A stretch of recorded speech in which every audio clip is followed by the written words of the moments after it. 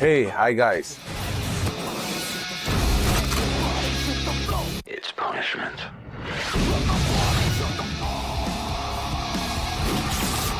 இன்னைக்கு நம்ம பார்க்க போற படம் ஒரு மார்வல் ஆக்ஷன் ஹீரோ பத்தியது. இந்த கேரக்டர்ல இருந்து நிறைய தமிழ் படம் இன்ஸ்பயர் ஆகி எடுத்திருக்காங்க. இந்த கதையை நீங்க முழுசா கேட்டுட்டு என்ன படம்னு யோசிச்சு கமெண்ட் பண்ணுங்க. இப்ப நம்ம கதைக்குள்ள போகலாம். கதையோட ஓப்பனிங்ல ஒரு பெரிய ஷிப்பிங் யார்ட்ல 2 பேரு ஒருத்தனை பார்க்க பேசிக்கிட்டே வராங்க. அப்ப அந்த கப்பல் மேல இருந்து ஒருத்தன் வெள்ளை கோட்டு போட்டுட்டு அப்படியே கீழே நடந்து வந்துட்டு இருக்கான். இங்க 2 பேர் நடந்து வந்துட்டு இருக்கிறத பார்த்துட்டு அந்த ஒருத்தனை பார்த்து, இங்க எனக்கு தெரியாதெல்லாம் இங்க கூட்டிட்டு வரக்கூடாதுன்னு உனக்கு தெரியாதா அப்படின்னு அவனை திட்டுறான். அதுக்கு அவன், அண்ணா இவன் நம்ம ஆளு தான், இந்த டீலோட பினான்சியரே இவன் தான், நீங்க பயப்படுற மாதிரி இவன் போலீஸ் எல்லாம் இல்ல அப்படின்னு சொல்லி அவனை சமாதானப்படுத்துறான். இவன் பேரு தான் மிக்கி. வந்த 2 பேரும் அவங்க கொண்டு வந்த பணத்தை அவங்கள்ட்ட காட்டுறாங்க. அவங்களும் அதே போல ஒரு பொட்டியை திறந்து ஃபுல்லா மிஷின் கன்ஸை அவங்களுக்கு காட்டுறாங்க. டீல் முடிஞ்சு போச்சு அப்படின்னு 2 பேரும் பொட்டியை மாத்தும் போது அங்க இருந்த மொத்த டீமையும் போலீஸ் சுத்தி வளைக்கிறாங்க. அதுல அந்த வெள்ளை கோட்டு போட்டுக்கிட்டு இருந்தவன் ரொம்ப டென்ஷன் ஆக்கி துப்பாக்கியை வெளியே எடுக்கிறான். அதை பார்த்து பயந்து போன போலீஸ்காரங்க அவன் அதே இடத்துல சுட்டு தள்ளிடுறாங்க. மிக்கி கூட வந்தவன் பயந்து போய் எனக்கு இதுக்கு எந்த சம்பந்தம் இல்லைன்னு துப்பாக்கிய ஆர்ம்ஸ் டீல் பண்ண வந்த ஆளுங்க பக்கம் நீட்ட பதறத்துல இருந்த அவனுங்க இவனை சுட்டு கொண்டுடுறாங்க. போலீஸ்காரங்களும் ஆர்ம்ஸ் டீல் பண்ண வந்தவங்கள சுட்டு கொண்டுடுறாங்க. மிக்கியை மட்டும்தான் அரெஸ்ட் பண்ணி கூட்டிட்டு போறாங்க. சுட்டு கொல்லப்பட்ட அந்த 2 பேரையும் ஒரு பெரிய பாடி பேக்ல போட்டு ஒரு ஸ்ட்ரக்சர்ல வச்சு தூக்கிக்கிட்டு போறாங்க.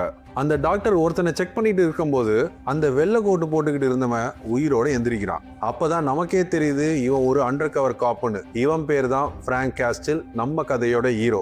சில ஜெர்மன் ஆர்ம் டீலை பிடிக்கிறதுக்காக இவன் பல வருஷமா அவங்க கூடயே இருந்து அண்டர் கவர்ல இருந்திருக்கான். அவனுங்களை உயிரோட பிடிக்கிறது தான் இவனோட பிளானே. பட் கொஞ்சம் சொதப்பி இதுல சம்பந்தமே இல்லாம ஒரு பையன் இறந்துடுறான். இறந்தவன் யாருன்னு அப்ப அவனுக்கு தெரியாது. இதுதான் அவனோட கடைசி மிஷன். இந்த மிஷன் முடிச்சதுக்கு அப்புறம் அவன் ஃபேமிலியை கூப்பிட்டுட்டு லண்டன்ல போய் செட்டில் ஆக போறான். அதனால அவங்க மொத்த போலீஸ் டீமும் இவனுக்கு ஒரு பெரிய சென்ட் ஆஃப் கொடுத்து வழி அனுப்புறாங்க. வேலை முடிஞ்ச சந்தோஷத்துல பிராங்க் அவனோட ஊருக்கு போய் அவன் ஒய்ஃப் பையன் கூட டைம் ஸ்பெண்ட் பண்ண ஆரம்பிச்சான். இந்த ஊர்ல இருந்து லண்டன்ல போய் செட்டில் ஆகிறதுக்கு முன்னாடி அவன் டோட்டல் ஃபேமிலிக்கு கூப்பிட்டு ஒரு ரீயூனியன் மாதிரி வைக்கலாம் அப்படின்னு முடிவு பண்றாங்க. இங்க இறந்தவன் யாரோட பையன்னு பார்த்தா இந்த ஊர்ல இருக்கிற மாஃபியா பாஸோட பையன். இந்த பாஸோட பையனை அந்த ஷிப்பிங் யார்டு பக்கம் அழைச்சிட்டு போனவன் மிக்கி. அவனும் இந்த பாஸ் கிட்ட எடுபடி வேலை செய்யற ஒரு அப்பாவி. அவனை போலீஸ் கஸ்டடியில இருந்து பெயில எடுத்து மிதிக்க ஆரம்பிச்சானுங்க. அப்பதான் மிக்கி, ஐயா தம்பி கிட்ட நான் எவ்வளவோ சொன்னேன், அவன் தான் எங்க அப்பா கிட்ட நல்ல பேர் எடுக்கணும்னு சொல்லி என்னை வற்புறுத்தி அந்த இடத்துக்கு அழைச்சிட்டு போனா. அது மட்டும் இல்ல, நாங்க யாரை பார்க்க போனோமோ அவனையும் போலீஸ் சுட்டு கொன்னுடுச்சு அப்படின்னு சொல்லிக்கிட்டு இருக்கும் போதுதான் பாஸ் என்ட்ரி கொடுத்தான். வந்தவன் மிக்கியை போட்டு தள்ளிடுவான்னு பார்த்தா அவன் பையனை சரியா பாத்துக்கலன்னு சொல்லி மிக்கியை கொல்லாம அவனோட பாடி கார்டு ஒருத்தனை சுட்டு கொண்டுடுறான். மிக்கியோட ஸ்டேட்மெண்ட்டை வச்சு அவனை பத்தி ஃபுல் டீட்டெயிலும் எனக்கு வரணும் அப்படின்னு அவனோட விசுவாசமான அடியாள் கிட்ட சொல்றான். இந்த அடியாளு இவனுக்கிட்ட 20 வருஷமா ஒர்க் பண்ணிட்டு இருக்கான். இவனுக்கு அவன் தம்பி மாதிரி, அதனால இவனை நம்ம தம்பின்னே சொல்லலாம். அவன் பையனோட இறுதி சடங்குல அவன் தம்பி சில ரிப்போர்ட்ஸை எடுத்துட்டு வந்து அவனுக்கிட்ட தந்தான். அந்த ஷிப்பிங் யார்ட்ல நடந்த எல்லாமே ஒரு செட்டப்பு. அதுல இறந்ததா சொல்லப்படுறவன் பேரு பிராங்க். அவன் ஒரு அண்டர் கவர் காப்பு. இது வரைக்கும் நிறைய வாட்டி செத்து நிறைய வாட்டி உயிரோட வந்ததா ரிப்போர்ட் இருக்குன்னு சொன்னான். அவன் இப்போ அவனோட சொந்த ஊர்ல ஒரு ஃபேமிலி ரீயூனியன்ல இருக்கிறதா சொன்னான். அப்ப அந்த பாஸ், நீயும் அந்த ரீயூனியன்ல கலந்துக்கோ அப்படின்னு சொல்லி அவனை அந்த இடத்துக்கு அனுப்பி வைக்கிறான். ஆனா பக்கத்துல இருக்க அவனோட ஒய்ஃபு அவனை மட்டும் கொன்னா பத்தாது, அவனோட மொத்த குடும்பத்தையும் வேரோட அழிக்கணும் அப்படின்னு கொடூரமா ஒரு ஆர்டரை போட்டா. இதெல்லாம் தெரியாத பிராங்க் இங்க ஃபேமிலியோட பீச்ல ஜாலியா பார்ட்டி வச்சு கொண்டாடிட்டு இருக்கான். அதே நேரத்துல பாஸோட ஆளுங்க எல்லாரும் அந்த ஐலாண்ட்ல இறங்குனாங்க. இங்க பிராங்க் அவங்க வீட்டுக்குள்ள போய் அவங்க அப்பா கிட்ட இருக்கிற எல்லா துப்பாக்கி கலெக்ஷனையும் பார்த்து பேசிக்கிட்டு இருக்கான். அப்பதான் திடீர்னு வெளியில ஒரு துப்பாக்கி சத்தம் கேட்குது. இவனும் அவங்க அப்பாவும் ஒரு துப்பாக்கி எடுத்துக்கிட்டு வெளியே எட்டி பார்க்கும் போது அங்க வெளியே இருந்த அத்தனை பேரையும் அந்த பாஸோட ஆளுங்க வந்து சுட்டு கொண்டுகிட்டு இருக்காங்க. அங்க என்ன நடக்குதுன்னே தெரியாம இவங்க 2 பேரும் கொஞ்சம் பதட்டத்துல இருந்தாங்க. இருந்தாலும் இவங்க 2 பேரும் துப்பாக்கி எடுத்து அவங்கள சுட ஆரம்பிச்சாங்க. பிராங்கோட ஒய்ஃப் அவன் பையனை கூப்பிட்டு ஒரு கார் எடுத்துட்டு வேகமா அங்கிருந்து தப்பிக்க பாக்குறா. அதையும் இவங்க பார்த்து அவ காரை வேகமா ஃபாலோ பண்ணி துரத்த ஆரம்பிச்சாங்க. அவன் ஒய்ஃபையும் பையனையும் துரத்திக்கிட்டு சில பேர் போறாங்க. ஆனா பிராங்கால அந்த வீட்டை விட்டு வெளியே வர முடியல. அங்கிருந்த கேஸ் சிலிண்டரை சுட்டு அந்த இடத்த வெடிச்சு செதற விட்டு அங்கிருந்து வெளியே ஓடியாந்தான். பிராங்கும் துப்பாக்கி எடுத்துக்கிட்டு அவங்கள காப்பாத்த வேகமா அங்க ஓடுறான். அதே நேரத்துல இங்க அவன் ஒய்ஃப் ஓட்டிட்டு போன கார் டயரை சுட்டு அந்த காரை அப்செட் பண்றாங்க. அப்செட்டான கார்ல இருந்து அவங்க 2 பேருமே எந்திரிச்சு அந்த பீச் பக்கமா ஓடுறாங்க. இருந்தும் அவங்க விடாம அவங்கள துரத்திட்டு போய் அந்த காரால அவங்க இடிக்கிறாங்க. ஃப்ராங்கும் வேகமா ஓடி வந்து பார்த்தா அவனோட ஒய்ஃபும் அவன் பையனும் அந்த இடத்துல இறந்து கிடக்குறாங்க. ஃப்ராங்க்கு எதிரால தான் அவங்களை இடிச்ச காரு அவனை நோக்கி வந்துகிட்டு இருக்கு. ஃப்ராங்க் அவங்க நேராக துப்பாக்கி நீட்டுறான். ஆனால் துப்பாக்கியில குண்டு இல்லை. அவனுங்க இவனை அடிச்சு ஒரு இடத்துல தூக்கி போட்டு துப்பாக்கியால சுடுறாங்க. அப்புறம் அங்கே இருந்த பெட்ரோலை கொட்டி அந்த இடத்த கொளுத்தி விடுறாங்க. அந்த இடமே வெடிச்சு செதறுது. ஃப்ராங்க் தூக்கி தண்ணிக்குள்ள வீசப்படுறான். இவன் இறந்துட்டு தான் நினைச்சு எல்லாருமே கார்ல கிளம்பி போனாங்க. பட் இவன் நீந்தி எதிர்கரைக்கு போய் மயக்கடிச்சு விழுந்தான். அங்கே போட்ல வந்த ஒருத்தன் அவனை பார்த்து அவனை காப்பாத்தி அவனுக்கு உதவி செய்யறான். இங்க ஃப்ராங்க் செத்ததை வச்சு எல்லாருமே ஒரு பார்ட்டியை வச்சு கொண்டாடி இருக்கானுங்க. அப்ப அந்த பாஸ் அவன் ஒய்ஃபுக்கு 2 வைரத்தோட கிஃப்டா கொடுக்குறான். இங்க உயிர் பிழைச்ச ஃப்ராங்க் அவங்க பையன் கொடுத்த அந்த மண்டோட டிஷர்ட்டை எடுக்கிறான். இனிமே பழி வாங்குறது தான் அவனோட ஒரே நோக்கம்னு அமெரிக்காவுக்கு கிளம்புறான். ஒரு பெரிய வண்டியில அவனோட எல்லா ஆயுதங்களையும் எடுத்துக்கிட்டு ஒரு பழைய அப்பார்ட்மெண்ட்டுக்குள்ள வந்து அதை வைக்கிறான். அவன் ஆயுதங்கள் எல்லாம் ஒரே இடத்துல வைக்காம ஒரு துப்பாக்கியை ஒரு டிராயர்ல வைக்கிறான். அதை தட்டினா அவன் கைக்கு வர மாதிரி அதை செட் செய்யறான். அதுக்கப்புறம் வாஷ்பேஷன் கீழே ஒரு வெடியை கொண்டு போய் ஒளிச்சு வைக்கிறான். அவனோட காரை புல்லட் ப்ரூஃப் மாதிரி செட்டப் பண்ண ஆரம்பிக்கிறான். இவன் பண்ற எல்லாத்தையும் அவன் ரூம் பக்கத்துல இருக்க 3 பேரும் நோட் பண்ணிக்கிட்டு இருக்காங்க.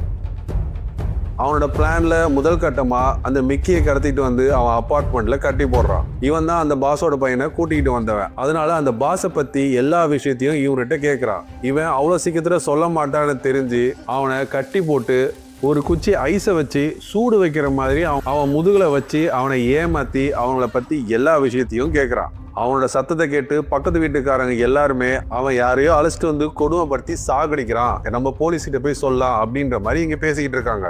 மிக்கி அவனுக்கு தெரிஞ்ச எல்லா விஷயத்தையும் ஃப்ராங்க் கிட்ட சொல்லிட்டு இருக்கான். இந்த பாஸோட முக்கியமான வேலை ஒரு கியூபன் பிரதர்ஸ் கிட்ட இருந்து வர சூதாட்டம், விபச்சாரம், இதுல சம்பந்தப்பட்ட கருப்பு பணத்தை எல்லாத்தையுமே வெள்ளையாக்குறது தான் இவரோட முக்கியமான வேலையே. அதுக்கப்புறம் அவனோட பாஸ் குடும்பத்தை பத்தி தனக்கு தெரிஞ்ச எல்லா விஷயத்தையும் சொன்னான். அவனோட ஒய்ஃப் எல்லா வேலைக்கிழமையும் ஆனா தியேட்டருக்கு போவா, இப்போ அவ பியூட்டி பார்லருக்கு போவா, இது மாதிரி ரெகுலர் ஆக்டிவிட்டிஸ் எல்லாத்தையுமே அவனுக்கிட்ட சொல்றான். அதுக்கப்புறமே அவன் கூட தம்பின்னு ஒருத்தர் இருப்பான் அப்படின்னு சொல்லி சில சுவாரஸ்யமான விஷயத்த அவன்கிட்ட சொல்றான். இது எல்லாம் சொன்னதுக்கு அப்புறம் உனக்கு வேற ஏதாவது விஷயம் என் மூலியமா ஆகணும்னா சொல்லு, நானும் உனக்கு ஹெல்ப் பண்றேன், அவனுங்களை கண்டா எனக்கு கூட பிடிக்காது அப்படின்னு மிக்கி சொல்றான். இப்பதான் ஃப்ராங்க் தன்னோட ஆட்டத்தையே ஆரம்பிக்க போறான். ஃப்ராங்க் இப்போ அவங்க எங்கெங்கெல்லாம் போறாங்கன்னு சொல்லிட்டு போட்டோ எடுத்து வேவு பார்க்க ஆரம்பிச்சான். தம்பி எப்பவுமே அந்த கால்ஃப் கேம் விளையாட போறான். அவன் பண்ற எல்லா தில்லாலங்கடி வேலையும் இவன் போட்டோ எடுத்து வச்சுக்கிறான். பாஸ் மனைவி எப்பவுமே சினிமாவுக்கு போவா, அது இவன் போட்டோ பிடிச்சிக்கிறான். ஃப்ராங்கும் மீடியா முன்னாடி வந்து என் குடும்பத்தை கொன்னவங்களை ஏன் இன்னும் நீங்க கைது பண்ணல அப்படின்னு அந்த போலீஸ் அதிகாரிகள்ட்டே கேட்கிறான். ஆனா இவன் கேட்ட கேள்விக்கு அந்த போலீஸ் அதிகாரிகள்ட்ட எந்த ஒரு ஆன்சரும் இல்லை. சட்டம் அதோட கடமையை செய்யலனா என்ன, நான் என்னோட கடமையை செய்யறேன்னு சொல்லி ஃப்ராங்க் களத்துல இறங்குறான். ஃப்ராங்க் அவன் கல்லறையிலேருந்து கல்லை உடச்சி எடுத்துக்கிட்டு வந்து அந்த பாஸ் விளையாடுற அந்த கால்ஃப் கிரவுண்ட்ல நடுவில் தூக்கி போட்டுடுறான். ஃப்ராங்க் இன்னும் உயிரோட இருக்கா, இவங்களை கொலை பண்ண அவன் வரா அப்படின்றத அவன் புரிஞ்சுக்கிறான். ஃப்ராங்க் நேரா பாஸோட பில்டிங்குள்ள பூந்து அங்கே வேலை செய்யற ஆளுங்களை அடிச்சு அவங்களோட ஆக்சஸ் கார்டை வச்சு அந்த வேலட்டுக்குள்ளேயே நுழையிறான். துப்பாக்கியை காட்டி ஒரு சூட்கேஸ் நிறைய பணத்தை நிரப்ப சொல்றான். அப்புறம் அந்த பணத்தை எல்லாத்தையும் அந்த மாடியிலேருந்து தூக்கி ரோட்ல வீச சொல்றான். இங்க ரோட்ல போற எல்லா ஜனங்களும் அந்த பணத்தை பார்த்து அல்றதுக்கு முண்டி அடிக்கிறானுங்க. அப்போ ஒரு பெரிய கலவரம் ஆகுது. அங்க இருக்கிற எல்லா பணத்தையும் மேல இருந்து தூக்கி போட்டுட்டு கீழே வரும்போதுதான் 2 அடியாளுங்க அவனை தடுத்தாங்க. 2 பேரையும் சுட்டு தள்ளிட்டு அந்த கூட்டத்தோட கூட்டமா ஃப்ராங்க் அங்கிருந்து எஸ்கேப் ஆயிடுறான். இந்த விஷயம் எல்லா டிவிலையும் வந்ததுக்கு அப்புறம் தான் அந்த ஃப்ராங்கோட பக்கத்து வீட்டுக்காரங்க எல்லாருமே இவன் யாரு என்னன்னு இன்டர்நெட்ல தேடி பார்த்து இவனை பத்தி தெரிஞ்சுக்கிறாங்க. இங்க பாஸ் செம கடுப்புல இருக்கான். இவனுக்கு காசு கொடுத்தவங்க அத்தனை பேரும் இவனுக்கு வார்னிங் கொடுத்துட்டு போறானுங்க. அவனும் இதெல்லாம் நம்ம பிசினஸ்ல சகஜம்தான் சொல்லி அவங்கள சுமூகமா பேசி வழி அனுப்பி வைக்கிறான். அன்னைக்கு ராத்திரியே ஃப்ராங்க் பக்கத்து ரூம்ல கதவை தட்டி ஒரு குடிகாரன் அங்க இருக்க பொண்ணை ரகலை பண்றான். இந்த 2 பசங்களாலையும் அவனை தடுக்க முடியல. அப்பதான் ஃப்ராங்க் சத்தம் கேட்டு வெளியே வந்து அந்த ஆளை அடிச்சு துரத்தி விட்டான். அன்னையிலேருந்து இவன் மேல இருந்த சந்தேகம்லாம் போய் ஃப்ராங்க் மேல ஒரு தனியா மரியாதையா வர ஆரம்பிச்சிருச்சு. அங்க இருக்கிற ஒரு பையன் எங்களுக்காக யாரும் இப்படி இது வரைக்கும் பண்ணதே இல்லை, உங்களுக்கு ரொம்ப நன்றி அப்படின்னு சொன்னான். இப்போ ஃப்ராங்க் தன்னோட பழி வாங்குற பிளானை அடுத்த கட்டத்துக்கு ஆரம்பிக்கிறான். இந்த பாஸோட ஒய்ஃப் ஒரு தியேட்டர் வாசல்ல வந்து வண்டியை நிறுத்திட்டு உள்ள போறா. ஃப்ராங்க் திருட்டுத்தனமா அந்த காரோட லாக்கை ஓபன் பண்ணி காருக்குள்ள என்னென்ன இருக்குதுன்னு செக் பண்ணான். அவ கார்ல இருந்த போனை எடுத்து வாய்ஸை மாத்தி தம்பிக்கு கால் பண்றான். அவனை வின்டன் ஹோட்டலுக்கு வா, உன்னை பத்தி நிறைய ரகசியமான போட்டோஸ் வீடியோஸ் நான் வச்சிருக்கிறேன், எனக்கு $5000 பணத்தை எடுத்துக்கிட்டு வா அப்படின்னு சொல்றான். நீ வரல அப்படின்னா எல்லாத்தையும் உன்னோட பாஸுக்கு அனுப்பி வச்சிருவேன் அப்படின்னு அவனை மிரட்டுறான். இந்த தம்பி இருக்கானே, அவன் ஒரு கே. அதை தான் பிராங்க் போட்டோ எடுத்து அவனை வச்சு மிரட்டிக்கிட்டு இருக்கான். பாஸ் ஒய்ஃப் கார் பக்கத்திலே ஒரு ஃபயர் ஹைட்ரண்ட்டை வைக்கிறான். அதுக்கப்புறம் அந்த காரை எடுத்துக்கிட்டு வின்சன் ஹோட்டல்ல ஒரு நோ பார்க்கிங்ல வண்டியை நிறுத்திடுறான். நோ பார்க்கிங்ல பார்த்த போலீஸ் அந்த காருக்கு பார்க்கிங் வயலேஷன் டிக்கெட்டை போட்டுடுறாங்க. கொஞ்ச நேரத்துல அந்த டிக்கெட்டை எடுத்து வச்சுக்கிட்டு மறுபடியும் கார் தியேட்டர் வாசல்லையே அந்த இடத்துலயே போய் நிறுத்திடுறான். அதுக்கப்புறம் அங்க வச்சிருந்த அந்த ஃபயர் ஹைட்ரண்ட்டை எடுத்துடுறான். இந்த ஃபயர் ஹைட்ரண்ட்னா என்னன்னா, ஒரு எமர்ஜென்சி சுச்சுவேஷன்ல தீ அணைக்கிற வீரர்கள் இந்த குழாய் மூலமா தான் தண்ணி எடுப்பாங்க. சோ அமெரிக்க சட்டப்படி இந்த ஹைட்ரண்ட் இருக்கிற பக்கத்துல வாகனங்களை நீங்க நிறுத்தக்கூடாது. நிறுத்தினா மிகப்பெரிய அஃபென்ஸ். இப்படி அவன் பண்றதால யாருமே இந்த இடத்துல பார்க்கிங் போட மாட்டாங்க. இவனும் எந்த ஒரு சந்தேகம் வராம மறுபடியும் அந்த காரை இதே இடத்துல நிறுத்திடலாம். இதுதான் அவனோட பிளான். தம்பியும் ஹோட்டல்ல வந்து பாக்குறான், யாருமே வரல. அதனால மறுபடியும் திரும்பி போயிடுறான். பாஸ் அவன் பையன்கிட்ட போய் எங்கடா உங்க அம்மாவை காணோன்னு கேட்டதுக்கு, இன்னைக்கு தேர்ஸ்டேல தியேட்டருக்கு போயிருப்பா அப்படின்னு சொன்னான். அதுக்கப்புறம் மிக்கி கிட்ட போய் தம்பி எங்கடா போனா அப்படின்னு கேட்கும் போது தான் 2 ஹவருக்கு முன்னாடி வின்ஸ்டன் ஹோட்டல்ல நான் பார்த்தேன் அப்படின்னு சொல்றான். பாஸும் கொஞ்ச நேரம் கழிச்சு பார்க்கும் போது தம்பியும் அவன் ஒய்ஃபும் சிரிச்சு பேசிட்டு இருக்கிறத பாக்குறான். பொண்டாட்டி மேலேயும் தம்பி மேலேயும் ஸ்லைட்டா அவனுக்கு சந்தேகம் வர ஆரம்பிக்குது. தம்பி கிட்ட நீ வின்ஸ்டன் ஹோட்டல்ல இருக்கதா மிக்கி சொன்னானே அப்படின்னு கேட்டான். அதுக்கு அவன் கண்ணை போய் செக் பண்ண சொல்லு, நான் எங்கேயும் போல இங்கதான் இருக்கேன் அப்படின்னு சொன்னான். பிராங்க் கார்ல போய்கிட்டே இருக்கும் போது யாரோ ஒருத்தன் காரை ஃபாலோ பண்ணிட்டு வந்து அந்த கார் மேலே வந்து இடிக்கிறான். அதுக்கப்புறம் அவன் காரை பார்த்து வேகமா சுட ஆரம்பிச்சான். நல்ல வேளை இவன் கார்ல ஃபுல்லா இரும்பு கேட்டு செட் பண்ணி வச்சிருந்ததால அவனால இவனை சுட முடியல. அதுக்கப்புறம் வேகமா காரை எடுத்துக்கிட்டு போகும்போது ஒரு பொண்ணு ரோட்டுக்கு நடுவில் வந்ததால அந்த வண்டியை திருப்பும் போது அப்படியே அந்த காரு அப்செட் ஆயிருது. காருக்குள்ள இருந்து எப்படியோ கஷ்டப்பட்டு வெளியே வரான். ஆனா அவனுக்கு முன்னாடி துப்பாக்கியை நீட்டிக்கிட்டு அவன் கரெக்டா நிக்கிறான். அவன் துப்பாக்கியை நீட்டுறதுக்கும் இவன் ஒரு சின்ன கத்தியை அவனுக்கு முன்னாடி நீட்டுறான். அதுக்கு அவன் சிரிச்சுக்கிட்டே, நான் துப்பாக்கியை நீட்டுறேன், கொஞ்சம் கூட பயப்படாம எனக்கு முன்னாடியே கத்தியை நீட்டுறியா அப்படின்னு சொல்லி சிரிக்கிறான். ஆனா பிராங்க் அவன் ரொம்ப குறைவா இடம் போட்டான். அது சாதாரண கத்தி இல்ல, அது ஜஸ்ட் ஒரு பிரஸ் பண்ணதும் அதுல இருந்து ஒரு ஷார்ப்பா ஒண்ணு ஈட்டி மாதிரி போய் அவன் கழுத்துல குத்தி அவனை அதே இடத்துல காலி பண்ணான். அன்னைக்கு ராத்திரியே பாஸ்க்கு சொந்தமான ஒரு இடத்துல பணத்தை எல்லாத்தையும் டிரான்ஸ்பர் செஞ்சுட்டு இருந்தாங்க. அவனோட இன்னொரு பையன் தான் அதுக்கு பாதுகாப்பா நிக்கிறான். அப்பதான் அந்த போட்டுக்குள்ள ஒரு சிகப்பா ஒரு லைட் எரியுத பார்த்து அவன் அதை கையில எடுக்கிறான். அது கிட்ட வந்து பார்த்ததான் ஆத்தாடி இது பாம்புல அப்படின்னு தூக்கி அந்த போட்டிலேயே போட்டு இவன் தண்ணிகளை ஊதிச்சு தப்பிச்சிடுறான். பாம்பு வெடிச்சு பணம் எல்லாம் எரிஞ்சு சாம்பல் ஆகுது. அப்பதான் தூரத்துல பிராங்க் நிக்கிறத அவன் பாக்குறான்.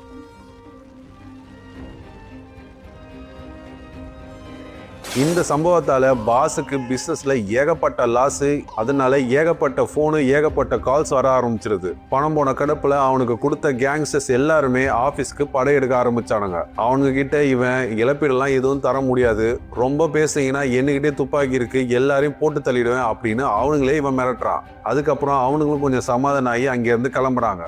இந்த பிராங்கை சமாளிக்க இந்த சொத்த பசங்களாம் ஆக மாட்டானுங்க, கூப்பிடுறா அந்த ரஷ்யனை அப்படின்னு சொன்னான். பிராங்க் வீட்டில் இருக்கும் போது பக்கத்துல இருந்த பசங்க மறுபடியும் அந்த குடிகாரன் வந்து சண்டை போடுறான், எங்களுக்கு வந்து ஹெல்ப் பண்ணுங்க அப்படின்னு பிராங்க் கிட்ட கேட்குறாங்க. பிராங்க்கும் வேற வழி இல்லாம அந்த வீட்டுக்குள்ள போறான். ஆனா பிராங்க் உள்ள போய் பார்த்தா அவங்க சாப்பிட கூப்பிட்டா நீங்க வரமாட்டீங்க, அதனாலதான் பொய் சொல்லி உங்களை கூப்பிட்டோம் அப்படின்னு சொன்னான். அதுக்கப்புறம் ஃபேமிலி மாதிரி எல்லாருமே ஒன்னா உட்காந்து அந்த இடத்துல சாப்பிட ஆரம்பிச்சாங்க. அவங்க எல்லாருமே ஒரு நல்ல ஃப்ரெண்ட்ஸா பேசிக்கிட்டு இருந்தாங்க. சாப்பாடெல்லாம் சாப்பிட்டு முடிச்சப்புறம் அந்த பொண்ணு பிராங்க் கிட்ட வந்து எப்பவுமே கெட்டதை நினைச்சிட்டு இருக்காதீங்க, நல்ல நினைவுகளை சேர்த்து வைங்க, அதுதான் உங்க வாழ்க்கையை காப்பாத்தும் அப்படின்னு அவனுக்கு அட்வைஸ் பண்றான். அதுக்கப்புறம் பிராங்க் அவனோட ரூமுக்கு வந்துடுறான். அந்த பசங்க எல்லாருமே சத்தமா பாட்டை போட்டுக்கிட்டு டான்ஸ் ஆட ஆரம்பிச்சாங்க. பிராங்கும் அந்த ரூமுக்குள்ள வந்து கொஞ்சம் சரக்கு அடிக்கலாம் அப்படின்னு சரக்கை ஓபன் பண்ணி குடிக்க போனா மறுபடியும் கதவு தட்டுற சவுண்டு. இந்த பசங்க தான் வந்திருக்கானு கதவை திறந்தா ஒரு மாமிச மலை மாதிரி ஒருத்தன் வந்து நிக்கிறான். மங்குன்னு ஒரு முகத்தையே குத்துனா பிறண்டு போய் விழுந்தான். இவன் தான் பாஸ் அனுப்புன ரஷ்யன். உள்ள வந்து பிராங்க் போட்டு பொலன்னு பொழக்கிறான். கத்தி எடுத்து அவன் நெஞ்சிலே குத்துறான். ஜஸ்ட் லைக் தட் அதை உருவி வெளியே தூக்கி போடுறான். பிராங்கை அந்த ரஷ்யன் போட்டு அடிச்சு பொழந்து தூக்கி எறிகிறான். இங்க இவ்வளவு பெரிய கலர் நடந்துட்டு இருக்குது. இவனுங்க பாட்டை சவுண்டா வச்சுக்கிட்டு டான்ஸ் ஆடிக்கிட்டு இருக்கானுங்க. பிராங்க் பாத்ரூம்ல ஒரு கிரெனேடை ஒழிச்சு வச்சிருந்தான். அதை அவன் மேல தூக்கி போடுறான்.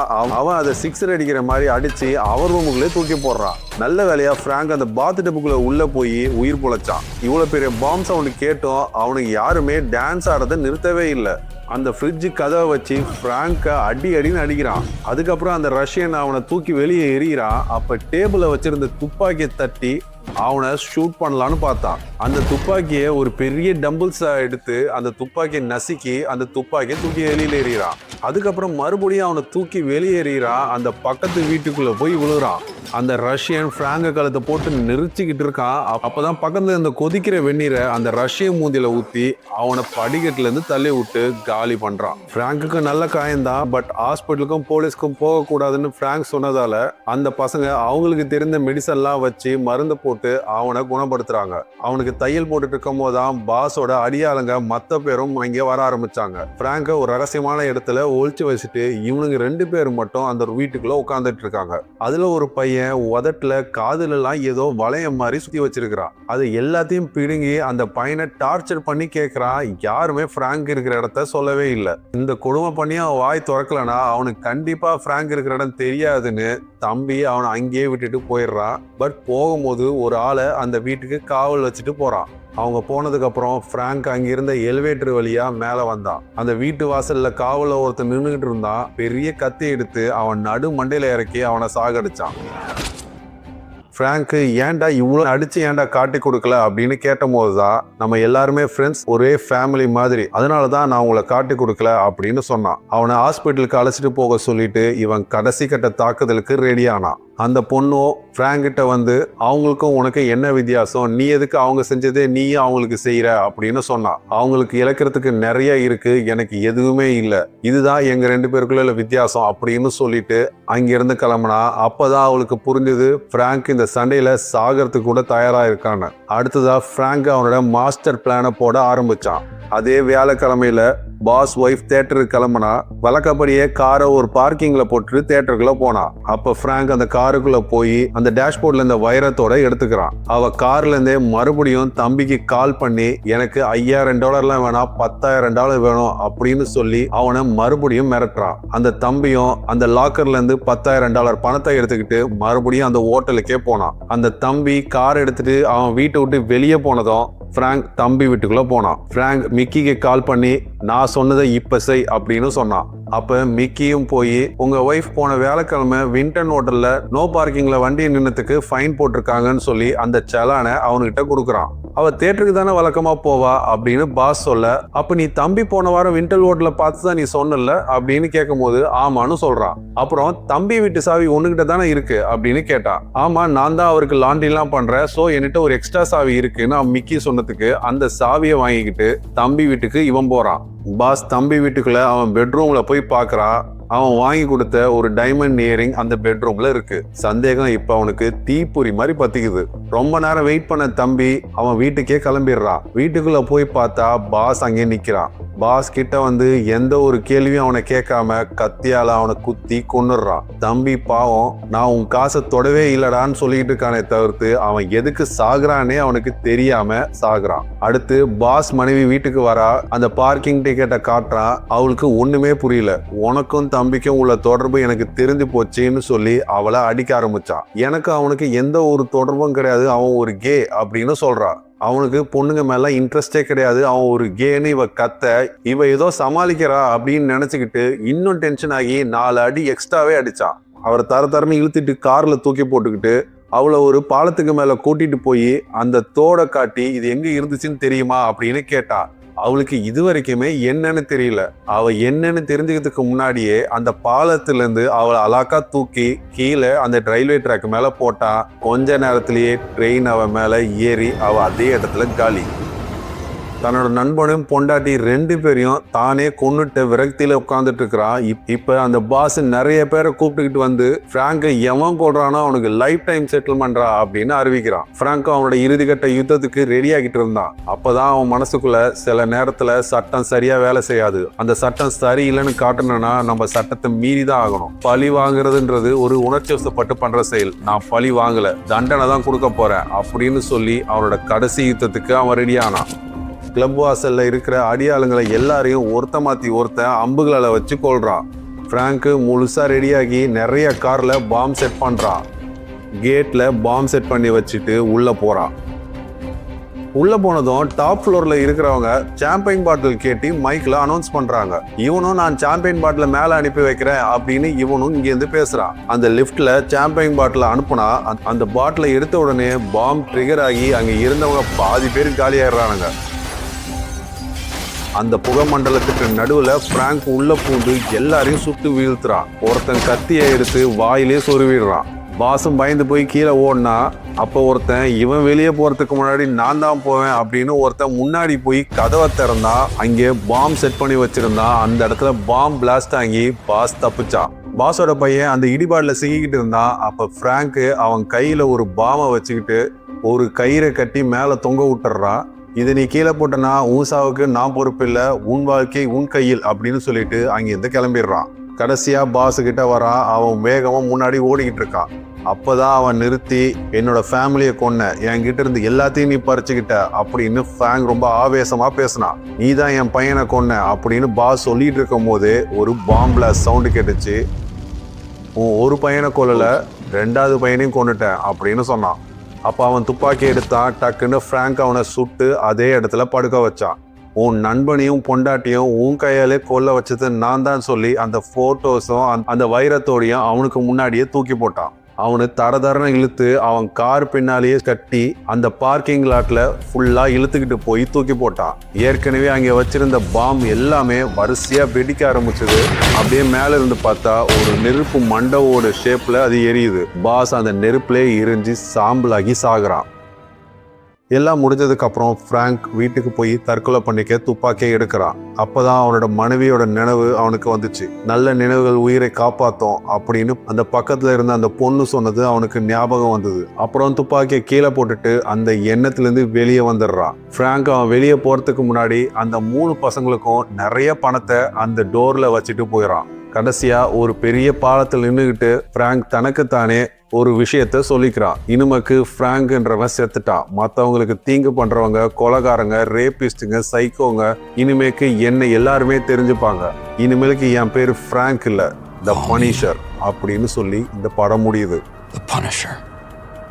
இந்த பனிஷர்ன்ற கேரக்டர் மார்வல் காமிக்ஸ் வந்து எடுக்கப்பட்டது தான். இவர் ஒரு சூப்பர் ஹீரோலாம் கிடையாது, சாதாரண ஆளு தான். யாரெல்லாம் தப்பு பண்றாங்களோ அவங்களெல்லாம் தேடி போய் கொள்வாரு. இந்த கதை அம்சத்தோட இதுல சீனோட நிறைய தமிழ் படம் வந்திருக்கு. 1974 இந்த கேரக்டர் உருவாக்கப்பட்டிருக்கு. என்னென்ன தமிழ் படம்னு நீங்க லிஸ்ட் போடுங்க.